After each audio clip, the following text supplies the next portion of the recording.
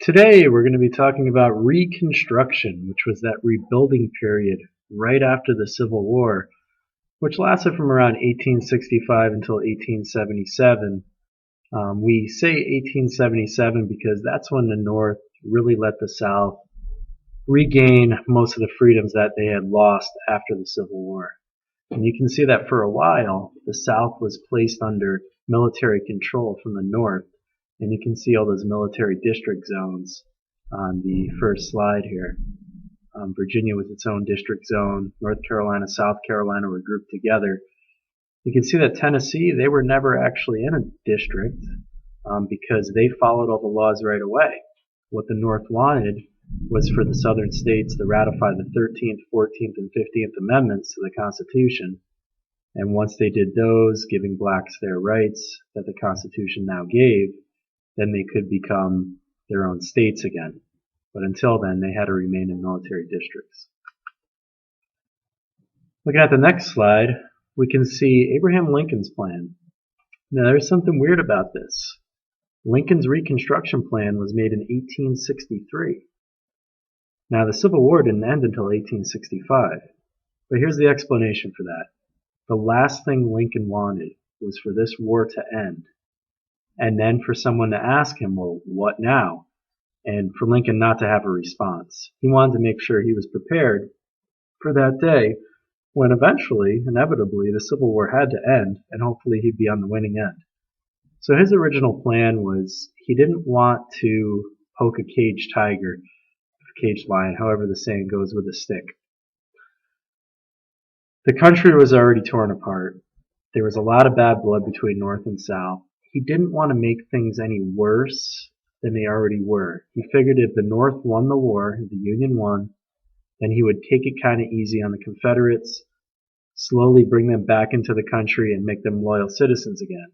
So he thought that if he pardoned just about all the soldiers and didn't hold them responsible for war crimes and put them in prison, then the South would be more willing to become part of the United States again and to follow our laws. It was a pretty easy plan. Once 10% of the people living in each southern state took an oath, then they'd set up a new state government and they'd regain their representatives in Congress. So every state in the Confederacy would have to do that. 10% would have to take the oath, and then they'd set up a new state government. There was a group in Congress who didn't like this plan.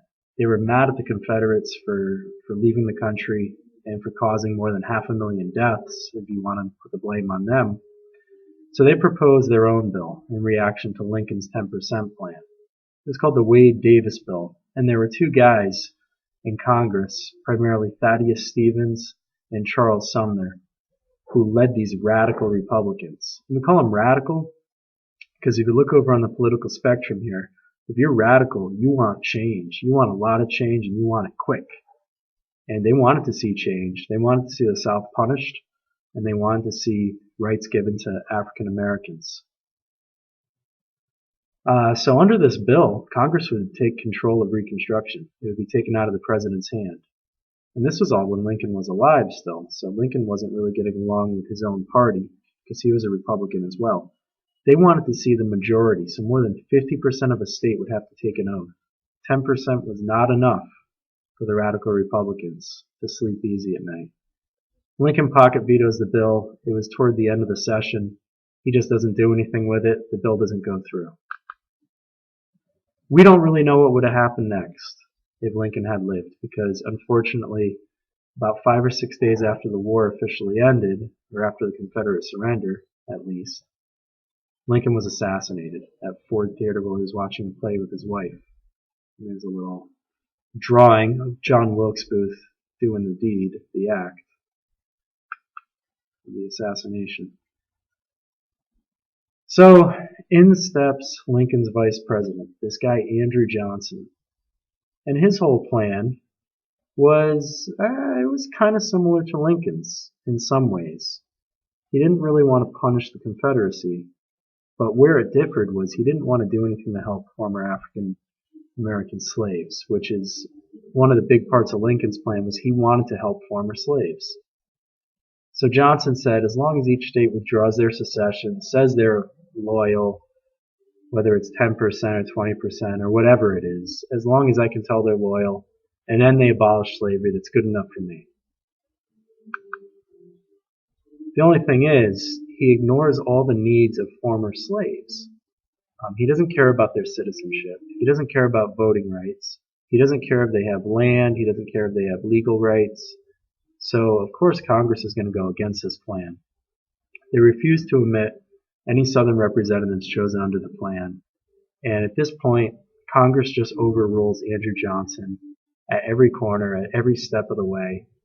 And a period of what we call congressional reconstruction begins, where Johnson gets nothing done. He tries to veto the radical Republicans, but he doesn't have the numbers to do it. And that's a very basic overview of the beginnings of Reconstruction. We saw Lincoln's plans. We saw what ended up happening with Andrew Johnson. And finally, Congress is going to take control. And we know that Congress went ahead and placed the South into different military district zones. So they took a very harsh approach. But it was probably a good thing that they did, because it did prevent another civil war from breaking out in the South during that time period.